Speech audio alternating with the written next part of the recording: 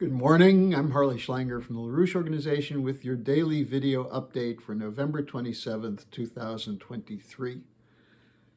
Well, the questions that we have to look at today are whether the short-term truce in Gaza, which has gone on now for, this is 3 full days, and the 4th day in the original agreement is today. Can this become a permanent ceasefire? Or will Netanyahu be allowed to carry out his deadly intent to exterminate Hamas and to drive the Palestinians out of Gaza? As for Ukraine, there are questions as well. There are hints that there's a move among some in the United States to find an exit strategy, to put an end to the proxy war, which has done nothing but destroy the credibility of the United States and NATO and kill off a whole generation of young people in Ukraine. Unfortunately, what we see from NATO is a move toward a permanent war strategy, the hyping of more weapons that are going to be produced and sent to Ukraine, and more foreign ministers showing up in Kiev to promise loyalty to what is turning out to be a destruction of the nation of Ukraine. Well, this last Sunday, yesterday, the Humanity for Peace sponsored a forum, an emergency forum, under the title, No More War Crimes, Economic Development, Not Depopulation. And the theme of the conference was organize, organize, organize.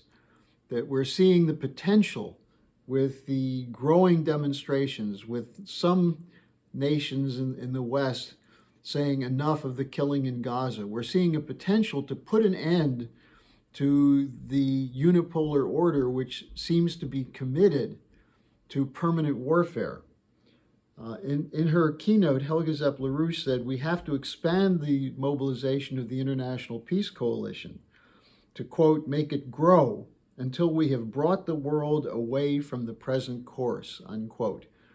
And the commitment of Mrs. Zepp-LaRouche has been from the beginning that we develop a new strategic and development architecture to replace that of the so-called rules-based order, which is nothing but the unleashing of killing machines against any nation and any people that resist the idea of the unipolar order under the domination of the United States and NATO.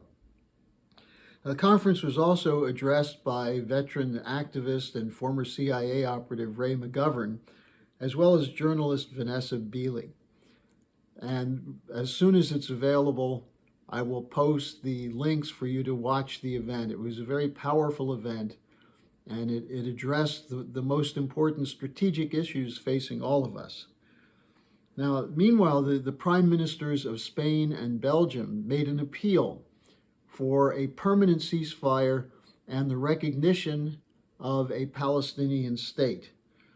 This drove Netanyahu into a furious rage, and he made the following comment. He said that he supports the idea of historian Will Durant, who wrote, quote, history does not favor Jesus Christ over Genghis Khan. History favors the strong, unquote. That's from Netanyahu in his quoting Will Durant. In other words, force, the brute force of Genghis Khan rather than the message of Jesus Christ.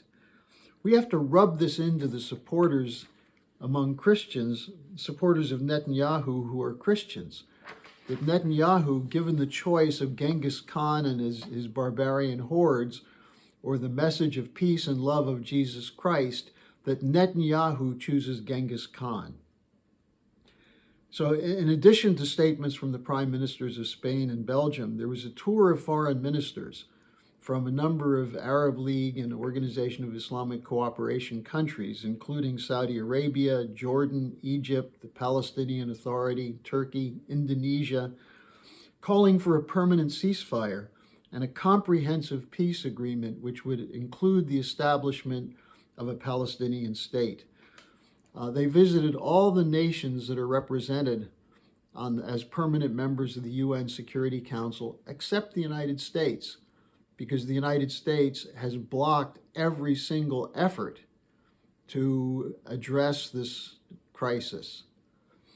Now, while Netanyahu prefers the methods of Genghis Khan, the vast majority of people in the world want peace. They want security. And there are growing demonstrations all over the world, including in Israel. Now, let's look at NATO for a second. What do we see there? This is unbelievable. The German defense minister, Boris Pistorius, said in a speech that his task is to make Germany, quote, war ready, unquote. War ready.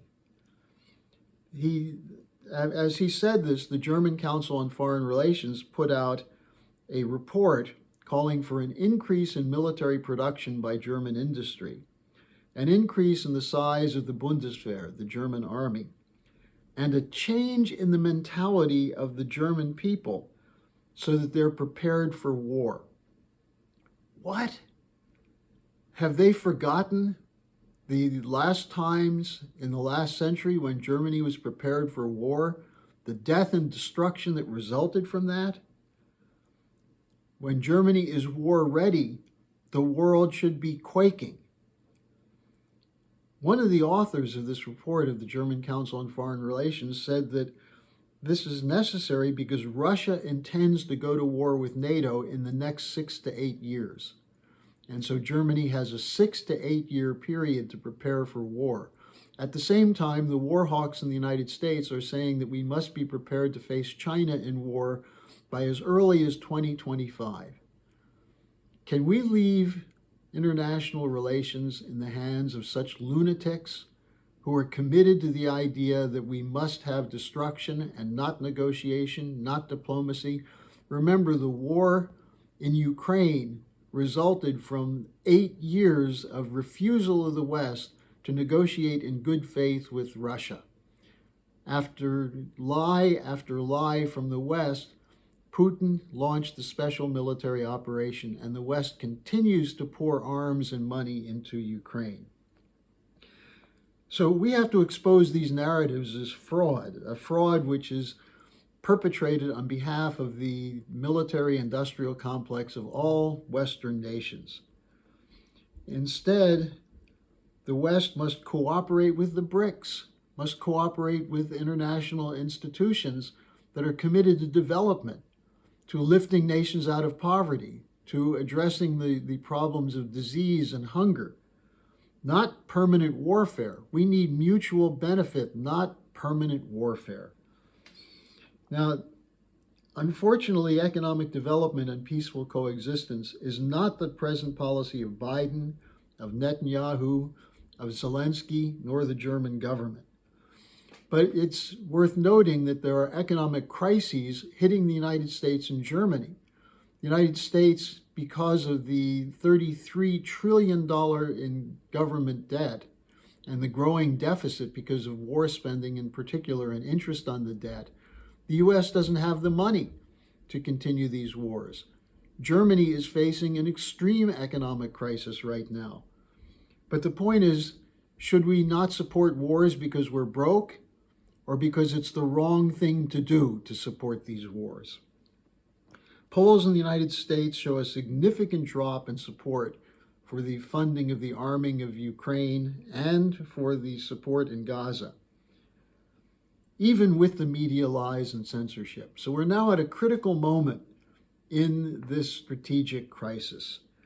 Once the ceasefire in Gaza ends, whether it's tomorrow or in 2 or 3 days, and the killing of civilians begins again, if it does, our voices must be heard above the censorship and above the blathering of the talking heads in the media who represent the oligarchy's commitment to permanent war. Ray McGovern had a quote from Rabbi Abraham Heschel, which is worth repeating. Heschel said, quote, "When such crimes take place," and he's talking about crimes of genocide, but he says, when such crimes take place, few are guilty, but all are responsible. Indifference to evil is more insidious than the evil itself. Join us to turn this indifference to passion for saving human lives by adopting a strategic and development architecture on behalf of life, freedom, and prosperity. Thanks for joining me. Share this video and be sure to look at the Schiller Institute website for posts that include various statements from Helga Zepp-LaRouche and other collaborators of the International Peace Coalition.